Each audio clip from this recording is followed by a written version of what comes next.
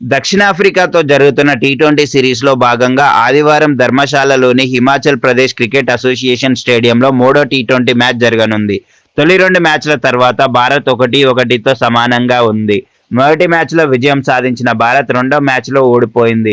ఈ క్రమంలో మూడో మ్యాచ్కు జట్టు మేనేజ్మెంట్ కీలక మార్పులు చేస్తుందని తాజా నివేదికలు చెబుతున్నాయి. ఓపెనర్ శుభ్మన్ గిల్ మొదటి మ్యాచ్లో 2 బంతుల్లో 4 పరుగులు చేసి రెండు మ్యాచ్లో గోల్డెన్ డక్కు గురయ్యాడు. వరుస వైఫల్యాలతో విమర్శలు ఎదుర్కొంటున్న గిల్ను ఈ మ్యాచ్కు దూరం చేయవచ్చని అంచనా. అతని స్థానంలో వికెట్ కీపర్ బ్యాటర్ సంజు శాంసన్కు అవకాశం దక్కనుంది. టీ20లో 17 మ్యాచ్లు ఓపెనర్గా ఆడిన శాంసన్ 522 పరుగులు చేశాడు.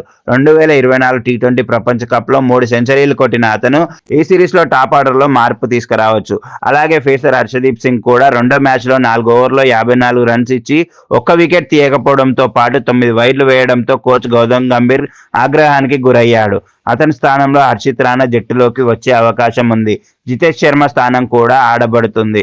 తొలి రెండు మ్యాచ్ల్లో అంచనాలను పాటించని జితేష్ శాంసన్ వస్తే వికెట్ కీపింగ్ చేస్తాడు కాబట్టి అతను బయటపడవచ్చు. దీంతో స్పిన్నర్ కుల్దీప్ యాదవ్ లేదా వాషింగ్టన్ సుందర్లో ఒకరు జట్టులోకి వచ్చే ఛాన్స్. కుల్దీప్ 2025లో భారత్ తరఫున అత్యధిక వికెట్లు తీసిన బౌలర్.